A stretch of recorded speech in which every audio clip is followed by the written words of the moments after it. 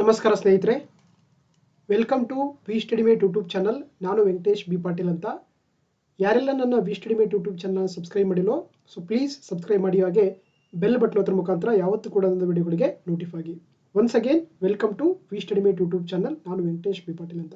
Okay, so ಇವತ್ತು again last ಕ್ಲಾಸಲ್ಲಿ discuss ಮಾಡ್ತಾ ಇದ್ದೀವಿ. ನಾವು UPSC ಮೇನ್ಸ್ GS ಪೇಪರ್ 2 ಅಲ್ಲಿ 2023ರಲ್ಲಿ ಕೇಳಿರುವಂಥ ಇಂಡಿಯನ್ ಪಾಲಿಟಿ ಮತ್ತು ಕಾನ್ಸ್ಟಿಟ್ಯೂಷನ್ ಮೇನ್ಸ್ ಕ್ವಶನ್ಗಳನ್ನು ಅನಾಲಿಸಿಸ್ ಮಾಡ್ತಾ ಇದ್ವಿ. ಸೊ ಹಾಗಾಗಿ ಇದು 4ನೇ ಒಂದು ಪಾರ್ಟ್ ಅಥವಾ 4ನೇ ಒಂದು ವಿಡಿಯೋ ಅಂತ ಹೇಳ್ಬೋದು. ಸೊ ಹಾಗಾಗಿ ಇದರಲ್ಲಿ ಮತ್ತೊಂದು ಡಿಫ್ರೆಂಟ್ ಕ್ವಶನ್ಸ್ಗಳನ್ನ ಡಿಸ್ಕಸ್ ಮಾಡ್ತಾ ಹೋಗೋಣ. Okay, let's start the class. So ಇದರಲ್ಲಿ ಕೇಳಿರುವಂಥ ಪ್ರಶ್ನೆ ನೋಡ್ತಾ ಹೋಗೋಣ. ನೋಡಿ, compare and contrast the British and Indian approaches to parliamentary sovereignty ಅಂತ ಕೇಳಿದ್ದಾರೆ. ಹೌದಾ, ಇದು ಕೂಡ 10 ಮಾರ್ಕ್ಸ್ ಕ್ವಶನ್ ಇದೆ. ಸೊ ಇಲ್ಲಿ ಕೂಡ ನೀವು 150 ವರ್ಡ್ಸ್ಗೆ ಈ ಒಂದು ಪ್ರಶ್ನೆಗೆ ಉತ್ತರ ಬರಬೇಕಾಗುತ್ತೆ. ಅಂದರೆ ಸಂಸದೀಯ ಸಾರ್ವಭೌಮತ್ವಕ್ಕೆ ಬ್ರಿಟಿಷ್ ಮತ್ತು ಭಾರತೀಯ ವಿಧಾನಗಳನ್ನು ಅಥವಾ ಭಾರತೀಯ ಒಂದು ಸಂಸದೀಯ ಒಂದು ವಿಧಾನಗಳನ್ನು ಹೋಲಿಕೆ ಮಾಡಬೇಕು, ಮತ್ತೆ ಇದನ್ನ ವ್ಯತಿರಿಕ್ತ ಅಂತ ಕರೀತಾರೆ. ಅಂದರೆ ಕಂಪೇರ್ ಅಂದರೆ ಒಂದು ಅದರುವಂಥ ಸಮಾನತೆಗಳನ್ನು, ಕಂಟ್ರಾಸ್ಟ್ ಅಂದರೆ ಇರುವಂಥ ಒಂದು ಭಿನ್ನತೆಗಳನ್ನು ಅಥವಾ ಡಿಫ್ರೆನ್ಸ್ಗಳನ್ನು ಈ ಒಂದು ಕ್ವಶನಲ್ಲಿ ನಾವು ಮಾಡ್ತಾರೆ, ಅಂದರೆ ಆನ್ಸರ್ ಮಾಡಬೇಕಾಗುತ್ತೆ. ಸೊ ಓಕೆ, ಸೊ ಹಾಗಾಗಿ ಇಲ್ಲಿ ಕೂಡ ನಮಗೆ ಸ್ಟಾರ್ಟಿಂಗಲ್ಲಿ ಸೊ ಡೈರೆಕ್ಟ್ ಆಗಿ ನಾವು ಆ್ಯಕ್ಚುಲಿ ಅಂದರೆ ಇಲ್ಲಿ ನಾವು ಒಂದು ಡಿಫರೆನ್ಸ್ ಟೇಬಲ್ ಆಗಿ ಕೂಡ ಆನ್ಸರ್ ಬರಿಬೋದು, ಅಥವಾ ಇಂಟ್ರೊಡಕ್ಷನ್, ಆಮೇಲೆ ಬಾಡಿ ಆಫ್ ದಿ ಆನ್ಸರ್, ಮತ್ತೆ ಸೊ ಫೈನಲಿ ಕನ್ಕ್ಲೂಷನ್ ಮುಖಾಂತರ ಈ ಒಂದು ಪ್ರಶ್ನೆಗೆ ಆನ್ಸರ್ನ ಬರಿಬೋದು. ಕನ್ಕ್ಲೂಷನ್ ಅಂತ ಇಲ್ಲಿ ಅವಶ್ಯಕತೆ ಇಲ್ಲ ಅನಿಸುತ್ತೆ, ಯಾಕಂದರೆ ಆಲ್ರೆಡಿ ನಮ್ಗೆ ಏನಂತಂದ್ರೆ ಆ್ಯಕ್ಚುಲಿ ಇಲ್ಲಿ ಜಸ್ಟ್ ಕಂಪೇರ್ ಮತ್ತು ಕಾಂಟ್ರಾಸ್ಟ್ ಮಾತ್ರ ಕೇಳಿದ್ದೇನೆ. ಅದೇ ರೀತಿ ಓನ್ಲಿ 150 ವರ್ಡ್ಸ್ ಬರೋದ್ರಿಂದ so there is not necessary for the conclusion, but ಬರೋದು ಕೂಡ ತಪ್ಪೇನಿಲ್ಲ. ಓಕೆನಾ. ಸೊ ಹಾಗಾಗಿ ನಮಗೆ ಇಲ್ಲಿ ಬ್ರಿಟಿಷ್ ಮತ್ತು ಇಂಡಿಯನ್ ಪಾರ್ಲಿಮೆಂಟರಿ ಸಾವರಿನಿಟಿಯ ಒಂದು ಹೋಲಿಕೆಗಳು ಮತ್ತು ಒಂದು ಸಾಮ್ಯತೆಗಳು ಅಥವಾ ಒಂದು ವಿಭಿನ್ನತೆಗಳನ್ನು ಈ ಒಂದು ಪ್ರಶ್ನೆದಲ್ಲಿ ನಾವು ಮೇನಾಗಿ ಬರಿಬೇಕಂತ ಒಂದು ಆನ್ಸರ್ ಅಂತ ಹೇಳ್ಬೋದು. ಓಕೆನಾ. ಸೊ ನೋಡಿ, ನಮಗೆಲ್ಲ ಗೊತ್ತಿರುವಂತೆ ಏನಂದ್ರೆ ಆ್ಯಕ್ಚುಲಿ ಏನು ಪಾರ್ಲಿಮೆಂಟ್ ಅಂತ ಗೊತ್ತು ನಿಮ್ಗೆ. ಹೌದಾ, ಪಾರ್ಲಿಮೆಂಟ್ ಅಂದರೆ ಕನ್ನಡದಲ್ಲಿ ನಾವು ಸಂಸತ್ ಅಂತ ಕರಿತೀವಿ. ಏನು ಕೆಲಸ ಅಂದರೆ ಆ್ಯಕ್ಚುಲಿ ನೋಡಿ, ಸೊ ಏನಂದರೆ ಪಾರ್ಲಿಮೆಂಟ್ ಅಂದರೆ parliament is nothing but A legislative organ of the government ಅಥವಾ ಯೂನಿಯನ್ ಗವರ್ಮೆಂಟ್. ಹೌದಾ, ಪಾರ್ಲಿಮೆಂಟ್ ಇದೆಯಲ್ಲ, ಇದು ಒಂದು ಕೇಂದ್ರ ಸರ್ಕಾರದ ಒಂದು ಶಾಸಕಾಂಗ ಅಂಗವಾಗಿ ಕೆಲಸ ಮಾಡ್ತದೆ.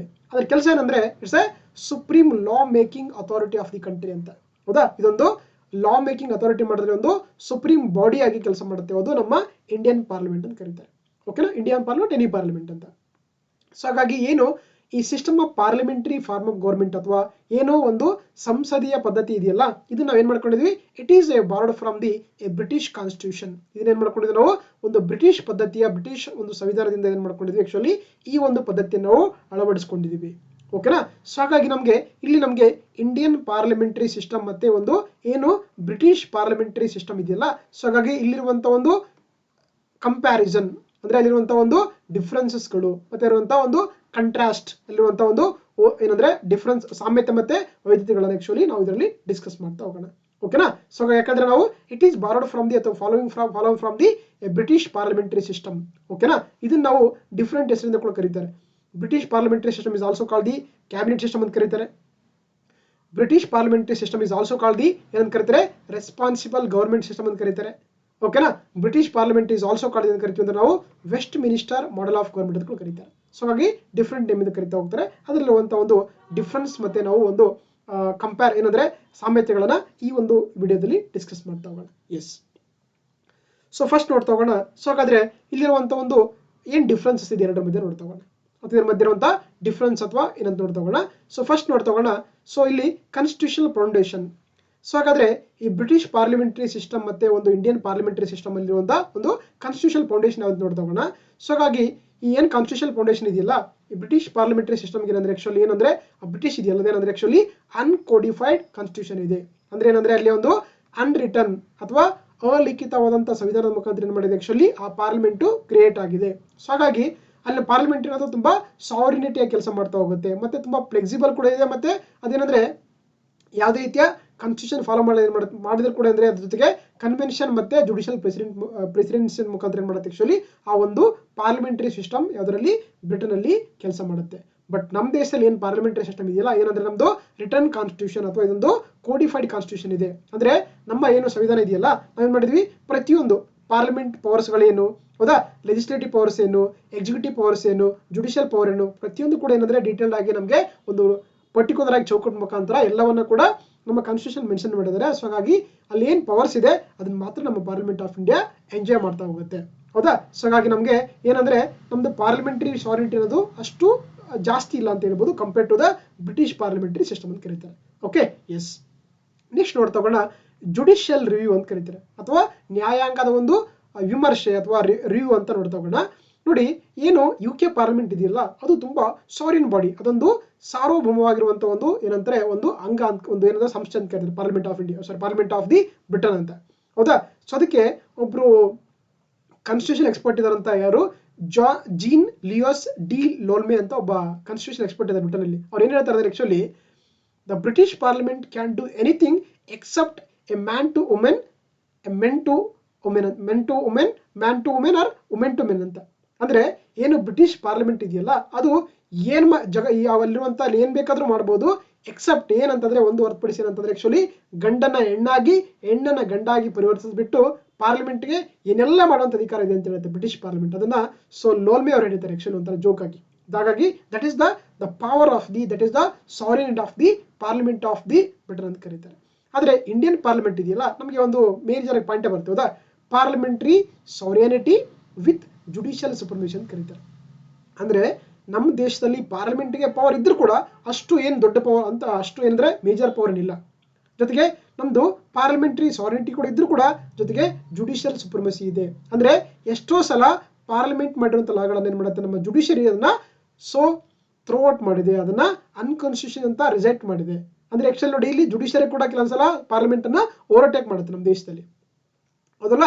ಅದೇ ರೀತಿ ಕೆಲವೊಂದ್ಸಲ ಜುಡಿಷಿಯಲ್ ಪ್ರೊಸೀಡಿಂಗ್ಸ್ ಅನ್ನು ಕೂಡ ಪಾರ್ಲಿಮೆಂಟ್ ಏನ್ ಮಾಡುತ್ತೆ ಓವರ್ ಮಾಡ್ತದೆ. ಹಾಗಾಗಿ ಅದಕ್ಕೆ ನಮ್ದು ಪಾರ್ಲಿಮೆಂಟರಿ ಸಾವರಿನಿಟಿ ಅಂದ್ರೆ ಸಂಸದೀಯ ಸಾರ್ವಭೌಮ, ಅದೇ ರೀತಿ ಜುಡಿಷಿಯಲ್ ಸುಪರ್ಮಸಿ ಅಂತ ಕರೀತಾರೆ. ಸೊ ಹಾಗಾಗಿ ನಮ್ಗೆ ನೋಡಿ, ಈಗ ಬ್ರಿಟನ್ ಪಾರ್ಲಿಮೆಂಟ್ ಅಂದ್ರೆ ಅಲ್ಲಿ ಅದು ಸಾವರಿನ್ ಬಾಡಿ, ಅದೇ ಬಾಸ್ ಇದ್ದಂಗೆ. ಬಟ್ ನಮ್ಮ ದೇಶದಲ್ಲಿ ಹಂಗಲ್ಲ. ನಮ್ಮ ದೇಶದಲ್ಲಿ ದ ಕಾನ್ಸ್ಟಿಟ್ಯೂಷನ್ ಈ ಸುಪರ್ಮಸಿ ಇದೆ. ಅಂದ್ರೆ ನಮ್ಮ ದೇಶದಲ್ಲಿ ಸಂವಿಧಾನವೇ ಒಂದು ಸುಪರ್ಮೆಸಿ ಆಗಿದೆ, ಬಾಸ್ ಆಗಿದೆ. ಹಾಗಾಗಿ ಸಂವಿಧಾನದ ಅಡಿಯಲ್ಲೇ ಸುಪ್ರೀಂ ಕೋರ್ಟ್ ಕೆಲಸ ಮಾಡುತ್ತೆ, ಜೊತೆಗೆ ಇಂಡಿಯನ್ ಪಾರ್ಲಿಮೆಂಟ್ ಕೂಡ ಕೆಲಸ ಮಾಡುತ್ತೆ. ಸೊ ಹಾಗಾಗಿ ನಮಗೆ ಲಿಮಿಟ್ ಆನ್ ದಿ ಪಾರ್ಲಿಮೆಂಟ್ ಸಾವರಿನಿಟಿ ಅಂತ ಕರೀತಾರೆ. ಅಂದ್ರೆ ನಮ್ಮ ಏನು ಭಾರತದ ಒಂದು ಪಾರ್ಲಿಮೆಂಟ್ ಸಂಸದೀಯ ಸಾರ್ವಭೌಮ ಇದೆಯಲ್ಲ ಅದು ತುಂಬಾ ಒಂದು ಇತಿಮಿತಿಯಲ್ಲಿ ಇದೆ ಅಂತ ಹೇಳ್ತಾರೆ. This is the major difference regarding the judicial ಇದೆ ಅಂತ ಹೇಳ್ಬೋದು. ಓಕೆನಾ? ಅದೇ ರೀತಿ ಫೆಡರಲ್ ಸ್ಟ್ರಕ್ಚರ್, ಒಕ್ಕೂಟದ ರಚನೆ ಅಂತ ಕರೀತಾರೆ. ನೋಡಿ, UK ಇದೆಯಲ್ಲ ಅಲ್ಲಿ ಅಂದ್ರೆ ಒಂದು ಯುನಿಟರಿ ಸಿಸ್ಟಮ್ ಅಂತ ಕರೀತಾರೆ.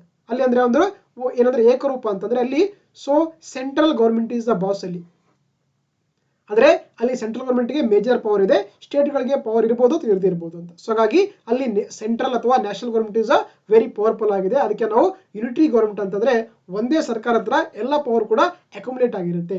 ಅದನ್ನ ನಾವು ಫೆಡರಲ್ ಸಿಸ್ಟಮ್ ಅಂತ ಕರೀತಾರೆ.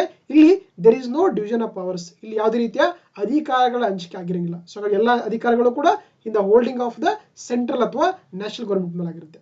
ಓಕೆ, ಅದನ್ನ ನಾವು ಯುನಿಟರಿ ಸಿಸ್ಟಮ್ ಅಂತ ಕರೀತಾರೆ. ಬಟ್ ಆದ್ರೆ ನಮ್ದು ಇಂಡಿಯಾ ಹೆಂಗಿರ್ತಂದ್ರೆ ನಮ್ದು ಫೆಡರಲ್ ಸ್ಟ್ರಕ್ಚರ್ ಅಂತ ಕರೀತಾರೆ. ಹೌದಾ? ಅಂದ್ರೆ ಏನಾಗಿದೆ ಆಕ್ಚುಲಿ ಇದು ನಾವು ಅಧಿಕಾರ ಹಂಚಿಕೆ ಆಗಿದೆ ಅದರ ಮಧ್ಯೆ ಸೆಂಟ್ರಲ್ ಮತ್ತೆ ಸ್ಟೇಟ್ ಗೌರ್ಮೆಂಟ್ ಮಧ್ಯೆ. ಹೌದಾ? ನೋಡಿ, ಕೇಂದ್ರದಲ್ಲಿ ಪ್ರಧಾನಮಂತ್ರಿಗೆ ಎಷ್ಟು ಪವರ್ ಇದೆ ಅದೇ ರೀತಿ ರಾಜ್ಯದಲ್ಲಿ ಕೂಡ ಮುಖ್ಯಮಂತ್ರಿಗೆ ಅಷ್ಟೇ ಪವರ್ ಇದೆ. ಹೌದಲ್ವಾ? ಸೊ ಹಾಗೇನಾಗಿದೆ ಇಲ್ಲಿ there is a division of powers ಅಥವಾ ಅಧಿಕಾರಗಳ ಹಂಚಿಕೆ ಆಗಿದೆ. ಜೊತೆಗೆ ನಮ್ದು ಏನ್ ನೋಡಿ ಬೈಕ್ಯಾಮರಲ್ ಲೆಜಿಸ್ಲೇಚರ್ ಅಂದ್ರೆ ದ್ವಿಸದನ ಶಾಸಕ ಪದ್ಧತಿ ಇದೆ. ಅಂದ್ರೆ ಅಲ್ಲಿ ಒಂದ್ ಕಡೆ ಲೋಕಸಭೆ ಇದೆ, ಇನ್ನೊಂದ್ ಕಡೆ ರಾಜ್ಯಸಭೆ ಇದೆ ಸೆಂಟ್ರಲ್ ಅಲ್ಲಿ.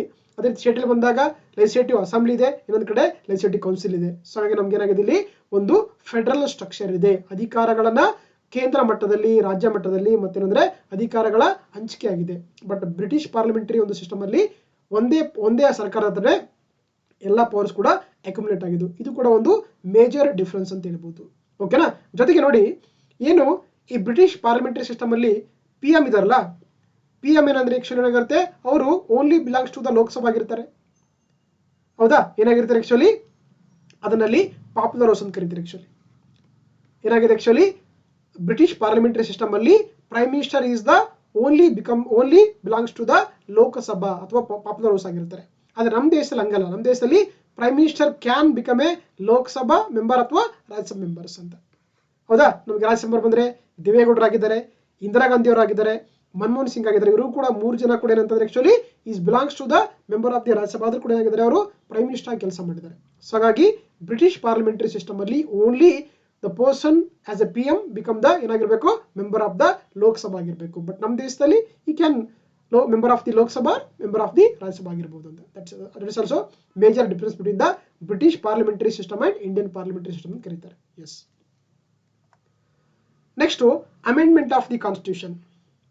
ಓಕೆನಾ. ಸೊ ಹಾಗಾದ್ರೆ ಸಂವಿಧಾನ ತಿದ್ದುಪಡಿ ಮಾದರಿಯಲ್ಲಿ ಒಂದು ಏನಂದ್ರೆ ವಿಧಾನದಲ್ಲಿ ಯಾವ ರೀತಿ ಬೋತ್ ಪಾರ್ಲಿಮೆಂಟ್ ವರ್ಕ್ ಮಾಡ್ತವೆ ಅಂತ ನೋಡಿ. ಆಕ್ಚುಲಿ ನಾನು ಆಗ್ಲೇ ಹೇಳಿದಂಗೆ ಏನಂದ್ರೆ ಆಕ್ಚುಲಿ ಬ್ರಿಟಿಷ್ ಪಾರ್ಲಿಮೆಂಟ್ಗೆ ಏನಂತ ಬ್ರಿಟಿಷ್ ಓದಿದೆಯಲ್ಲ ಅಲ್ಲಿ ಅಂತಂದ್ರೆ ಅನ್ಕೋಡಿಫೈಡ್ ಲಾ ಅಂತ ಕರೀತಾರೆ. ಅಂದ್ರೆ ಅನ್ರಿಟನ್ ಕಾನ್ಸ್ಟಿಟ್ಯೂಷನ್. ಅಲ್ಲಿ ಯಾವುದೇ ರೀತಿ ಒಂದು ಲಿಖಿತ ಸಂವಿಧಾನ ಇಲ್ಲ. ಅವ್ರು ಏನ್ ಮಾಡ್ತಾರೆ, ಕೆಲವೊಂದು ಕನ್ವೆನ್ಷನ್ಗಳನ್ನ, ಕೆಲವೊಂದು ರೂಲಿಂಗ್ಸ್ ಮುಖಾಂತರ ಏನ್ ಮಾಡಿದ್ರೆ ಅವರೊಂದು ಸರ್ಕಾರವನ್ನ ರನ್ ಮಾಡ್ತಾರೆ. ಹಾಗಾಗಿ ಅವರ ಒಂದು ದೇಶಕ್ಕೆ ಪರ್ಟಿಕ್ಯುಲರ್ ಆಗಿರುವಂತಹ ಕಾನ್ಸ್ಟಿಟ್ಯೂಷನ್ ಬುಕ್ ಇಲ್ಲ. ಅವರು they refer so many books ಗಳನ್ನ. ಹೌದಾ. ಸೊ ಹಾಗಾಗಿ ಏನಂದ್ರೆ UK ಪಾರ್ಲಿಮೆಂಟ್ ಇದೆಯಲ್ಲ ಅದೇನಂದ್ರೆ ಏನ್ ಬೇಕಾದ್ರೂ ಕೂಡ ಅಲ್ಟರ್ ಮಾಡ್ಕೊಳ್ಳೋಕೆ ಅದ್ರ ಹತ್ರ ಪವರ್ಸ್ ಇದೆ. ಈವನ್ ಕಾನ್ಸ್ಟಿಟ್ಯೂಷನ್ ಪ್ರಿನ್ಸಿಪಲ್ಸ್ ಆಗಿರ್ಬೋದು ವಿತೌಟ್ ಎನಿ ಪ್ರೊಸೀಜರ್ ಇಲ್ಲದೆ ಅದು ಮಾಡೋದು. ಅದಕ್ಕೆ ಆಗಲೇ ಹೇಳಿದೆ ನಾನು the British parliament can do anything except man to women, women to men ಅಂತ. ಹೌದಾ. ಆದ್ರೆ ಇಂಡಿಯನ್ ಪಾರ್ಲಿಮೆಂಟ್ ಇದೆಯಲ್ಲ ಅದಕ್ಕೆ ನಮಗೆ ಆರ್ಟಿಕಲ್ 368 ಪ್ರಕಾರ ಏನಂದ್ರೆ parliament has power to amend the Indian constitution ಕೊಟ್ಟಿದ್ದಾರೆ.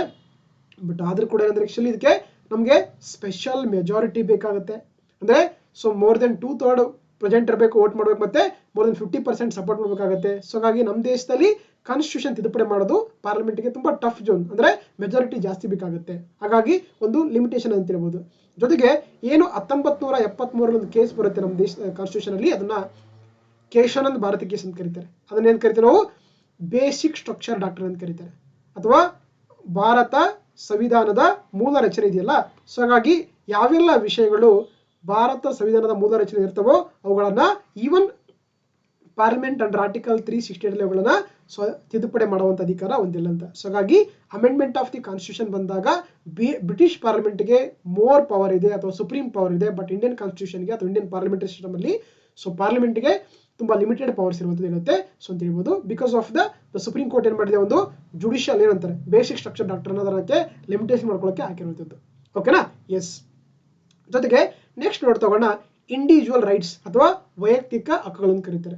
ಏನು UK ಇದೆಯಲ್ಲ, UK ಇಲ್ಲಂದ್ರೆ ಏನಂದ್ರೆ ಒಂದು ಫಾರ್ಮಲೈಸ್ಡ್ ಆಗಿರುವಂತಹ ಒಂದು ರೈಟ್ಸ್ ಗಳನ್ನ ಅಲ್ಲಿ ಮೆನ್ಷನ್ ಮಾಡಿಲ್ಲ. ಸೊ ಹಾಗಾಗಿ ನಾರ್ಮಲ್ ಒಂದು ಯಾವುದೇ ರೀತಿಯ ಔಪಚಾರಿಕ ಹಕ್ಕುಗಳಿಲ್ಲ, ಕಾಮನ್ ಆಗಿ ರೈಟ್ಸ್ ಗಳನ್ನ ಎಂಜಾಯ್ ಮಾಡ್ತಾರೆ ಅವರು. ಓಕೆನಾ. ಸೊ ಹಾಗಾಗಿ it release heavily on the common law ಮತ್ತೆ ಸ್ಟ್ಯಾಟ್ಯೂಟ್ಸ್ ಮೇಲ್ಗಡೆ ಆಕ್ಚುಲಿ ಏನಂದ್ರೆ ಆ ಲಾಗಳನ್ನ ಅವರು ಪಾಸ್ ಮಾಡಿರುವಂತದ್ದು. ಬಟ್ ನಮ್ಮ ದೇಶದಲ್ಲಿ ಏನಂತಂದ್ರೆ ಆಕ್ಚುಲಿ ಆಗ್ಲೇ ಹೇಳಿದಂಗೆ ಏನು ಈ ಒಂದು ಕಾನ್ಸ್ಟಿಟ್ಯೂಷನಲ್ ಸುಪ್ರಮಸಿ ಇದೆಯಲ್ಲ, ಹಾಗಾಗಿ ನಮಗೆ ಏನ್ ಮಾಡಿದರೆ ಸಂವಿಧಾನದಲ್ಲಿ ಪಾರ್ಟ್ 3 ಅಲ್ಲಿ ಫಂಡಮೆಂಟಲ್ ರೈಟ್ಸ್ ಮೆನ್ಷನ್ ಮಾಡಿ ನಮ್ಮ ಇರುವಂತಹ ಎಲ್ಲ ಜನರಿಗೆ ಕೂಡ ಏನಂದ್ರೆ ಮೂಲಭೂತ ಹಕ್ಕುಗಳನ್ನ ಕೊಟ್ಟಿದ್ದಾರೆ. ಜೊತೆಗೆ ಇವುಗಳು ಏನಾಗಿದೆ, ಜಸ್ಟಿಸಬಲ್ ನೇಚರ್ ಆಗಿದೆ, ನ್ಯಾಯಸಮ್ಮತವಾಗಿದೆ. ಹಾಗಾಗಿ ಇವುಗಳನ್ನ ಯಾರು ಕೂಡ ಉಲ್ಲಂಘನೆ ಮಾಡಂಗಿಲ್ಲ ಅಂತ. ಹೌದಾ. ಸೊ ಹಾಗಾಗಿ ನೋಡಿ ಈ ಇರೋದ್ರಿಂದ ಏನಾಗುತ್ತೆ, ಸಾಕಷ್ಟು ಸಲ ಪಾರ್ಲಿಮೆಂಟ್ ಏನಾದ್ರು ತಿದ್ದುಪಡಿ ಮಾಡ್ಬೇಕು ಅನ್ಕೊಂಡ್ರೆ ಸಾಕಷ್ಟು ಸಲ ಇವುಗಳನ್ನ ಒಂದು ರಿಸ್ಟ್ರಿಕ್ಟ್ ಮಾಡ್ತವೆ. ಸೊ ಹಾಗಾಗಿ ಈ ಫಂಡಮೆಂಟಲ್ ರೈಟ್ಸ್ ಏನಂತಂದ್ರೆ negative for the state, positive for the individual ಅಂತ ಕರೀತಾರೆ. That's also one of the important difference between the British parliamentary system and Indian parliament system ಅಂತ ಕರೀತಾರೆ. ಓಕೆನಾ. ನೆಕ್ಸ್ಟ್ ಬಂದು ಎಮರ್ಜೆನ್ಸಿ ಪ್ರಾವಿನ್ಸಸ್ ಅಂತ ಕರೀತಾರೆ. ಹೌದಾ. ಕನ್ನಡದಲ್ಲಿ ನಾವು ಇದನ್ನ ತುರ್ತು ಪರಿಸ್ಥಿತಿಗಳಂತ ಕರೀತಾರೆ. ಸೊ ಹಾಗಾಗಿ ನೋಡಿ ಏನು UK ಪಾರ್ಲಿಮೆಂಟ್ ಇದೆಯಲ್ಲ ಇದೇನಂದ್ರೆ ಸೊ ಈ ಒಂದು ಎಮರ್ಜೆನ್ಸಿ ಪ್ರಾವಿನ್ಸ್ಗಳೆಲ್ಲ ಬಂದ ಟೈಮ್ ಅಂದ್ರೆ ಆಕ್ಚುಲಿ ಅವುಗಳು ಸೊ ತುಂಬಾ wide ranging powers to enact the laws during the emergency ಅಂತ ಕರೀತಾರೆ. ಸೊ ಹಾಗಾಗಿ ಅದು ಯಾವುದೇ ರೀತಿಯ ಒಂದು ಕಾನ್ಸ್ಟಿಟ್ಯೂಷನ್ ರಿಸ್ಟ್ರಿಕ್ಷನ್ ಇಲ್ಲದೆ ಏನ್ ಬೇಕಾದ್ರೂ ಕೂಡ ಮಾಡ್ಲಿಕ್ಕೆ ಅದಕ್ಕೆ ಅವಕಾಶ ಇದೆ ಬ್ರಿಟಿಷ್ ಪಾರ್ಲಿಮೆಂಟರಿ ಸಿಸ್ಟಮ್ ಅಲ್ಲಿ. ಬಟ್ ನಮ್ಮ ದೇಶದಲ್ಲಿ ಕೂಡ ಏನಂದ್ರೆ ನೋಡಿ ನಾವು ಏನು ಎಮರ್ಜೆನ್ಸಿ ಪ್ರಾವಿನ್ಸಸ್ ಅನ್ನ 3 ತರ ಇದೆ ನಮ್ಮ ದೇಶದಲ್ಲಿ. ಹೌದಾ. ಅಂಡರ್ ಆರ್ಟಿಕಲ್ 350 ಪ್ರಕಾರ ನ್ಯಾಷನಲ್ ಎಮರ್ಜೆನ್ಸಿ, ಅಂಡರ್ ಆರ್ಟಿಕಲ್ 356 ಪ್ರಕಾರ ಪ್ರೆಸಿಡೆಂಟ್ ರೂಲ್, ಅಂಡರ್ ಆರ್ಟಿಕಲ್ 360 ಪ್ರಕಾರ ಸೊ ಫಿನಾನ್ಷಿಯಲ್ ಎಮರ್ಜೆನ್ಸಿ ಅಂತ ಏನ್ ಮಾಡ್ತಾರೆ 3 ಘೋಷಣೆ ಮಾಡ್ತಾರೆ. ಸೊ ಹಾಗಾಗಿ ಈ 3 ಘೋಷಣೆ ಮಾಡೋ ಅಧಿಕಾರ ಕೂಡ ಅಗೇನ್ ಇಂದ ಸೆಂಟ್ರಲ್ ಗವರ್ಮೆಂಟ್ ಅಥವಾ ಪ್ರೆಸಿಡೆಂಟ್ ಆಫ್ ಇಂಡಿಯಾ ಹತ್ರ ಇರುತ್ತೆ. ಓಕೆನಾ. ಸೊ ಹಾಗಾಗಿ ಇಲ್ಲಿ ನ್ಯಾಷನಲ್ ಎಮರ್ಜೆನ್ಸಿ ಬಂದಾಗ ಏನಂತಂದ್ರೆ ಆಕ್ಚುಲಿ ಕೆಲವೊಂದು ಚೇಂಜಸ್ ಮಾಡ್ಕೊಳ್ಳೋಕೆ ಅಷ್ಟು ಪವರ್ಸ್ ಇರಂಗಿಲ್ಲ. ಸೊ ಮೇಜರ್ ಪವರ್ ಮಾಡ್ಬೋದು.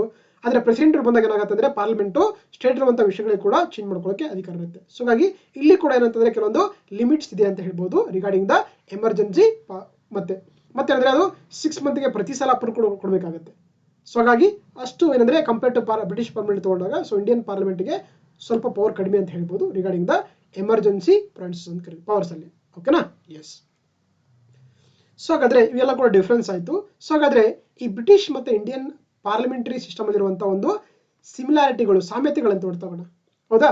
ಸೊ ಈ ಒಂದು ಬ್ರಿಟಿಷ್ ಪಾರ್ಲಿಮೆಂಟ್ ಮತ್ತೆ ಏನು ಇಂಡಿಯನ್ ಪಾರ್ಲಿಮೆಂಟರಿ ಸಿಸ್ಟಮ್ ಇರುವಂತಹ ಒಂದು ಸಾಮ್ಯತೆಗಳು ನೋಡ್ತೋಣ. ಹೌದಾ. ಸೊ ಹಾಗಾಗಿ ಏನು ಬ್ರಿಟಿಷ್ ಪಾರ್ಲಿಮೆಂಟ್ ಒಂದು ಪಾರ್ಲಿಮೆಂಟರಿ ಸಿಸ್ಟಮ್ ಅಲ್ಲಿ ಏನಂದ್ರೆ ಆಕ್ಚುಲಿ ಎರಡು ಏನಿದೆ, ಸುಪ್ರೀಂ ಲೆಜಿಸ್ಲೇಟಿವ್ ಬಾಡಿಯಾಗಿ ಕೆಲಸ ಮಾಡ್ತವೆ. Yes, Indian parliament as well as British parliament ಇದೆಯಲ್ಲ, ಅವುಗಳು ಬ್ರಿಟಿಷ್ ದೇಶದಲ್ಲಿ ಜೊತೆಗೆ ನಮ್ಮ ಭಾರತ ದೇಶದಲ್ಲಿ ಅಂತಂದ್ರೆ ಒಂದು ಅತ್ಯುನ್ನತವಾಗಿರುವಂತಹ ಏನಂತಂದ್ರೆ ಒಂದು ಲಾ ಮೇಕಿಂಗ್ ಬಾಡಿಯಾಗಿ ಕೆಲಸ ಮಾಡ್ತವೆ. ಎಕ್ಸಾಂಪಲ್ ಅದು ನೋಡಿ ಈಗ, ಸೊ ನಿಮಗೆಲ್ಲ ಗೊತ್ತಿರುವಂತೆ ಯುರೋಪಿಯನ್ ಯೂನಿಯನ್ ಅಂತ ಕೇಳಿದರೆ, ಯುರೋಪಿಯನ್ ಒಕ್ಕೂಟ ಅಥವಾ ಯುರೋಪಿಯನ್ ಯೂನಿಯನ್ ಅಂತ ಕರೀತಾರೆ. ಅಲ್ಲಿ ಇದರಲ್ಲಿ ಟೋಟಲ್ ಆಗಿ 28 ಕಂಟ್ರಿಗಳಿದ್ದವು. ಹೌದಾ. ಸೊ ಹಾಗಾಗಿ ಒಂದು ಬ್ರೆಕ್ಸಿಟ್ ಅಂತ ಮಾಡ್ತಾರೆ. ಆಕ್ಚುಲಿ ಬ್ರೆಕ್ಸಿಟ್ ಅಂದ್ರೆ ಏನಂದ್ರೆ Britain exit from the European union ಅಂತ ಕರೀತಾರೆ. ಅಂದ್ರೆ ಯುರೋಪಿಯನ್ ಒಕ್ಕೂಟದಿಂದ ಬ್ರಿಟನ್ ದೇಶ ಹೊರಗಡೆ ಬಂತು. ಅದನ್ನ ನಾವು ಬ್ರೆಕ್ಸಿಟ್ ಅಂತ ಕರೀತಾರೆ. ಆಕ್ಚುಲಿ ಆ ಬಿಲ್ ಅನ್ನು ಕೂಡ ಏನ್ ಮಾಡ್ತಾರೆ ಆಕ್ಚುಲಿ ಮಾಡಿದ್ದೆ ಸೊ ಬ್ರಿಟಿಷ್ ಪಾರ್ಲಿಮೆಂಟ್ ಮಾಡಿರುವಂತದ್ದು. ಹೌದಾ. ಸೊ ಹಾಗಾಗಿ ಜೊತೆಗೆ ನಮ್ಮ ದೇಶದಲ್ಲಿ ಬಂದಾಗ ನೋಡಿ GST, ಹೌದಾ, ಗೂಡ್ಸ್ ಅಂಡ್ ಸರ್ವಿಸ್ ಟ್ಯಾಕ್ಸ್ ಅಂತ ಕರೀತಾರೆ. ಸೊ 101ನೇ ಸಂವಿಧಾನ ತಿದ್ದುಪಡಿ ಕಾಯ್ದೆ. ಹೌದಾ. ಸೊ ಹಾಗಾಗಿ ಇದು ಕೂಡ ಏನಂದ್ರೆ ಇಡೀ ದೇಶ ಸಂಬಂಧಪಟ್ಟಂತ ಲಾ ಮಾಡಿದ್ದು ಯಾರಂತಂದ್ರೆ ಅದು ಮಾಡಿದ್ದು ಪಾರ್ಲಿಮೆಂಟ್ ಆಫ್ ಇಂಡಿಯಾ ಅಂತ ಕರೀತಾರೆ. ಸೊ ಹಾಗಾಗಿ ಎರಡು ಕೂಡ ಏನಂತಂದ್ರೆ ನಮ್ಮ ದೇಶಗಳಲ್ಲಿ ಆ ದೇಶದಲ್ಲಿ ನಮ್ಮ ದೇಶದಲ್ಲಿ ಒಂದು ಸುಪ್ರೀಂ ಲೆಜಿಸ್ಲೇಟಿವ್ ಬಾಡಿ ಕೆಲಸ ಮಾಡುವಂತ ಒಂದು ಸಾಮ್ಯತೆಗಳನ್ನ ಹೊಂದಿರುವಂತದ್ದು ಫಸ್ಟ್ ಪಾಯಿಂಟ್ ಅಲ್ಲಿ. ಸೆಕೆಂಡ್, ಎರಡು ಏನು ಪಾರ್ಲಿಮೆಂಟರಿ ಸಿಸ್ಟಮ್ ಇದೆಯಲ್ಲ, ಅಕೌಂಟಬಿಲಿಟಿ ಆಫ್ ದ ಎಕ್ಸಿಕ್ಯೂಟಿವ್ ಅಂತ ಕರೀತಾರೆ. ಅಂದ್ರೆ ಇಲ್ಲಿ executive is responsible to legislature ಅಂತ ಕರೀತಾರೆ. ಕಾರ್ಯಾಂಗವು ಶಾಸಕಾಂಗಕ್ಕೆ ಜವಾಬ್ದಾರಿ ಆಗಿರುವಂತದ್ದು. ಅಂದ್ರೆ ನೋಡಿ, ಯಾವುದೇ ಮಿನಿಸ್ಟರ್ ಆಗಿರ್ಬೋದು, ಯಾವುದೇ ಪ್ರೈಮ್ ಮಿನಿಸ್ಟರ್ ಆಗಿರ್ಬೋದು, ಏನೇ ಒಂದು ಡಿಸಿಷನ್ ಮಾಡಿದ್ರು ಕೂಡ ಏನಂದ್ರೆ ಆತ ಪಾರ್ಲಿಮೆಂಟ್ ಅಲ್ಲಿ ಎಸ್ಪೆಷಲಿ ಲೋಕಸಭೆಯಲ್ಲಿ ಏನಂದ್ರೆ ಆತ ಏನ್ ಮಾಡಬೇಕಾಗತ್ತೆ, ಅದಕ್ಕೆ ಉತ್ತರ ಕೊಡಬೇಕಾಗತ್ತೆ, ಅದಕ್ಕೆ ಜವಾಬ್ದಾರಿ ಆಗಬೇಕಾಗತ್ತೆ. ಹೌದಾ. ಸೊ ಹಾಗಾಗಿ ಅದಕ್ಕೆ ಏನಂತ ಕರಿತೀವಿ ಅಂದ್ರೆ ಇದನ್ನ ನಾವು ರೆಸ್ಪಾನ್ಸಿಬಲ್ ಗೌರ್ಮೆಂಟ್ ಅಥವಾ ಇದೊಂದು ಜವಾಬ್ದಾರಿ ಸರ್ಕಾರ ಅಂತ ಕರೀತಾರೆ. ಸೊ ಹಾಗಾಗಿ ಪಾರ್ಲಿಮೆಂಟರಿ ಸಿಸ್ಟಮ್ ನ ಮೇಜರ್ ಒಂದು ಪ್ರಿನ್ಸಿಪಲ್ಸ್ ಏನಂತಂದ್ರೆ executive is always responsible to the legislature ಆಗಿರ್ತಾರೆ. ಓಕೆನಾ. ಎಸ್. ನೆಕ್ಸ್ಟ್, ಫಿನಾನ್ಷಿಯಲ್ ಕಂಟ್ರೋಲ್, ಹಣಕಾಸು ನಿಯಂತ್ರಣ ಮಾಡೋದು ಕೂಡ ಬೋತ್ ಪಾರ್ಲಿಮೆಂಟ್ಗೆ ಪವರ್ ಇದೆ. ಹೌದಾ. ಸೊ ಹಾಗಾಗಿ ಏನು ನಮ್ಮ ನ್ಯಾಷನಲ್ ಬಜೆಟ್ ಅಥವಾ ರಾಷ್ಟ್ರೀಯ ಬಜೆಟ್ ಇದೆಯಲ್ಲ, ಅವುಗಳನ್ನ ಯಾರು ಕಂಟ್ರೋಲ್ ಮಾಡ್ತಾರೆ ಅಂದ್ರೆ ನಮ್ಮ ಪಾರ್ಲಿಮೆಂಟ್ ಕಂಟ್ರೋಲ್ ಮಾಡ್ತಾ ಹೋಗುತ್ತೆ. ಹೌದಾ. ಅಂಡರ್ ಆರ್ಟಿಕಲ್ 112 ಪ್ರಕಾರ ನಮ್ಮ ಪಾರ್ಲಿಮೆಂಟ್ ನಮ್ಮ ಬಜೆಟ್ ಬಗ್ಗೆ ನಮ್ಮ ಸಂವಿಧಾನದಲ್ಲಿ ಮೆನ್ಷನ್ ಮಾಡಿರುವಂತದ್ದು. ರೈಟ್. ಸೊ ಅದೇ ರೀತಿ principle of the separation of powers ನೋಡಿ, ಆಕ್ಚುಲಿ ಏನು ಒಂದು ಪಾರ್ಲಿಮೆಂಟರಿ ಫಾರ್ಮ್ ಆಫ್ ಗೌರ್ಮೆಂಟ್ ಇದೆಯಲ್ಲ, ಅಲ್ಲಿ ಇದರ ಮೇನ್ ಒಂದು ಪ್ರಿನ್ಸಿಪಲ್ಸ್ ಏನಂತಂದ್ರೆ ಆಕ್ಚುಲಿ ಸಪರೇಷನ್ ಆಫ್ ಪವರ್ಸ್ ಆಗಿರುತ್ತೆ. ಅಂದ್ರೆ ಜುಡಿಷಿಯರಿ ಸಪರೇಟ್ ಫ್ರಮ್ ದ ಏನಾಗುತ್ತೆ ಎಕ್ಸಿಕ್ಯೂಟಿವ್ ಆಗಿರುತ್ತೆ. ಹೌದಾ. ಸೊ ಹಾಗಾಗಿ ಮತ್ತೆ judiciaries independent of the legislative and executive ಅಂತ ಕರೀತಾರೆ. ಸೊ ಹಾಗಾಗಿ ಅದು ಕೂಡ ಒಂದು principle of the separation powers ಅನ್ನ ಎರಡು ಪಾರ್ಲಿಮೆಂಟ್ಗಳು ಕೂಡ ಎಂಜಾಯ್ ಮಾಡ್ತಾ ಹೋಗ್ತವೆ. ರೈಟ್. ಅದೇ ರೀತಿ ಏನು ನೋಡಿ, ಈಗ ಬ್ರಿಟನ್ ತಗೊಂಡ್ರೆ ಅಂದ್ರೆ actually Britain is called the monarchy ಅಂತ ಕರೀತಾರೆ ನಾವು. ಬ್ರಿಟನ್ ಇಸ್ ದ ಮೊನಾರ್ಕಿಯಲ್ ಒಂದು ಗೌರ್ಮೆಂಟ್ ಅಂತ ಕರೀತಾರೆ. ಬಟ್ ನಮ್ಮ ಇಂಡಿಯನ್ ಪಾರ್ಲಿಮೆಂಟ್ ಇಂಡಿಯನ್ ಏನ್ ಸಿಸ್ಟಮ್ ಇದೆಯಲ್ಲ ಅದನ್ನ ಏನ್ ಕರಿತೀವಿ, ರಿಪಬ್ಲಿಕ್ ಅಂತ ಕರೀತಾರೆ. ಹೌದಾ. ಮೊನಾರ್ಕಿ ಅಂದ್ರೆ ಗೊತ್ತಲ್ಲ, ಮೊನಾರ್ಕಿ ಅಂದ್ರೆ ಆಕ್ಚುಲಿ ಒಂದು ದೇಶದ ಮುಖ್ಯಸ್ಥರು ಏನಾಗ್ತಾರೆ ಅಂದ್ರೆ ಅವರು ವಂಶಾನು ಪರಂಪರೆಯಿಂದ ಅಧಿಕಾರವನ್ನ ಅವರು ಎಂಜಾಯ್ ಮಾಡ್ತಾರೆ. ಹೌದಾ. ಸೊ ಅಂದ್ರೆ ನೋಡಿ, ಯಾರಿಗೂ ಎಲಿಜಬೆತ್ ಫ್ಯಾಮಿಲಿದವ್ರು ಏನಾಗ್ತಾರೆ ಅಂದ್ರೆ ಆ ಬ್ರಿಟನ್ ದೇಶದ ಮುಖ್ಯಸ್ಥರಾಗ್ತಾರೆ. ಬಟ್ ನಮ್ಮ ದೇಶದಲ್ಲಿ ರಿಪಬ್ಲಿಕ್ ಅಂತಂದ್ರೆ head of the state is elect ಆಗಿರ್ತಾರೆ.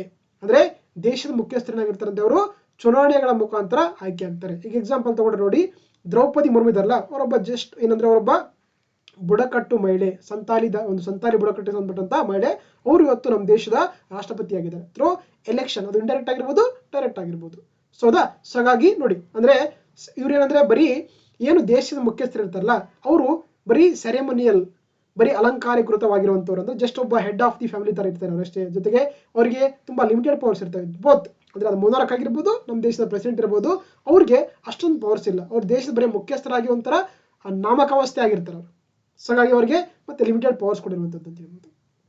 ಜೊತೆಗೆ ಕಮಿಟಿ ಸಿಸ್ಟಮ್ ಅಂತ ನೋಡಿ, ಏನು ಪಾರ್ಲಿಮೆಂಟರಿ ಸಿಸ್ಟಮ್ ಇದೆಯಲ್ಲ, ಇಲ್ಲಿ ಏನ್ ಮಾಡ್ತಾರೆ ಅಂದ್ರೆ ಹಲವಾರು ವಿಷಯಗಳಿಗೆ ಏನ್ ಮಾಡ್ತಾರೆ, ಕೆಲವೊಂದು ಕಮಿಟಿಗಳ ಮುಖಾಂತರ ಒಂದು ಬಿಲ್ಗಳಾಗಿರ್ಬೋದು ಅಲ್ಲಿರುವಂತ ಒಂದು ಸಿಸ್ಟಮ್ ಅನ್ನ ಚೆಕ್ ಮಾಡ್ತಾ ಹೋಗ್ತಾರೆ. ಫಾರ್ ಎಕ್ಸಾಂಪಲ್ ನಮಗೆ ಫೈನಾನ್ಷಿಯಲ್ ಕಮಿಟಿ ಬಂದಾಗ ಪಬ್ಲಿಕ್ ಅಕೌಂಟ್ ಕಮಿಟಿ ಆಗಿರ್ಬೋದು, ಹೌದಾ, ಪಬ್ಲಿಕ್ ಅಂಡರ್ಟೇಕಿಂಗ್ ಕಮಿಟಿ ಆಗಿರ್ಬೋದು, ಅದೇ ರೀತಿ ಎಸ್ಟಿಮೇಟ್ ಕಮಿಟಿ ಆಗಿರ್ಬೋದು. ಇದರ ಮುಖಾಂತರ ಏನ್ ಮಾಡ್ತಾರೆ ಆಕ್ಚುಲಿ ಟೋಟಲ್ ಇಂಡಿಯನ್ ಒಂದು ಬಜೆಟ್ಗಳನ್ನ ಇದರಲ್ಲಿ ಆಕ್ಚುಲಿ ಅಂದ್ರೆ ಅವುಗಳಿಗೆ ಅಂದ್ರೆ ನ್ಯಾಷನಲ್ ಬಜೆಟ್ ಅನ್ನ ಏನ್ ಮಾಡ್ತಾರೆ ಅಂದ್ರೆ ನ್ಯಾಷನಲ್ ಬಜೆಟ್ ಆಗಿರ್ಬೋದು, ಒಂದು ಅಕೌಂಟಿಂಗ್ ಸಿಸ್ಟಮ್ ಅನ್ನ ಅವುಗಳ ಮುಖಾಂತರ ಒಂದು ಚೆಕ್ ಮಾಡ್ತಾ ಹೋಗ್ತಾರೆ, ಅದ್ರ ಮುಖಾಂತರ ವೆರಿಫೈ ಮಾಡ್ತಾ ಹೋಗ್ತಾರೆ. Okay, that is a committee system ಅಂತ ಕರೀತಾರೆ. ಸೊ ಹಾಗಾಗಿ ಜೊತೆಗೆ ನೋಡಿ, ಏನು ಅವರ ಕಾನ್ಸ್ಟಿಟ್ಯೂಷನ್ ಮೇಕರ್ಸ್ ಇದೆ, ನಮ್ಮ ಸಂವಿಧಾನ ರಚನೆಕಾರರಿಲ್ಲ, ಅವರು ಒಂದು adopted the constitution framework which had a mix of both separation of powers ಇದೆ, ಜೊತೆಗೆ ಚೆಕ್ಸ್ ಅಂಡ್ ಬ್ಯಾಲೆನ್ಸ್ ಕೂಡ ಇದೆ. ಸೊ ಹಾಗಾಗಿ ಅದರಿಂದನೇ ಏನಾಗಿದೆ ಅಂದ್ರೆ ಆಕ್ಚುಲಿ ನಮ್ಮ ಏನು ಕಾನ್ಸ್ಟಿಟ್ಯೂಷನ್ ಇದೆಯಲ್ಲ ಅದನ್ನ ನಾವು ಲಿವಿಂಗ್ ಡಾಕ್ಯುಮೆಂಟ್ ಅಂತ ಕರೀತಾರೆ. ಇದೊಂದು ಜೀವಂತ ದಾಖಲೆ ಅಂತ ಕರೀತಾರೆ. ಓಕೆ. ಸೊ ಹಾಗಾಗಿ ನಮ್ಮ ಏನು ಪ್ರಜಾಪ್ರಭುತ್ವ ಇದೆಯಲ್ಲ ಅದು ತುಂಬ ಇನ್ಕ್ಲೂಸಿವ್ ಆಗಿದೆ, ಅಕೌಂಟಬಲ್ ಆಗಿದೆ, ಮತ್ತು affords the principles of the constitutional morality ಅಂತ ಕರೀತಾರೆ. ಸೊ ಓಕೆ, ಹಾಗಾಗಿ ಈ ಎಲ್ಲ ವಿಷಯಗಳನ್ನು ನಾವು ಕನ್ಕ್ಲೂಷನ್ ಮುಖಾಂತರ ಈ ಒಂದು ಪ್ರಶ್ನೆಗೆ ಉತ್ತರವನ್ನು ಬರಿಬೋದು. ಓಕೆನಾ. ಸೊ ಹಾಗಾಗಿ ಇದೇನಾಗಿತ್ತು, ಬೋತ್, ಹೌದಾ, ಬೋತ್ ಏನಂದರೆ compare and contrast of the British and Indian parliamentary system ಬಗ್ಗೆ ಇರುವಂಥ ಒಂದು ಪ್ರಶ್ನೆಗೆ ಉತ್ತರವನ್ನು ಈ ರೀತಿಯಾಗಿ ಬರಿಬೋದು. ಓಕೆ. ಮತ್ತೆ ಮುಂದಿನ ಒಂದು ಕ್ಲಾಸಲ್ಲಿ ನೆಕ್ಸ್ಟ್ ಕ್ವಶನ್ನ ಡಿಸ್ಕಸ್ ಮಾಡ್ತೋಗೋಣ. ಅಲ್ಲಿವರೆಗೂ ಥ್ಯಾಂಕ್ ಯು.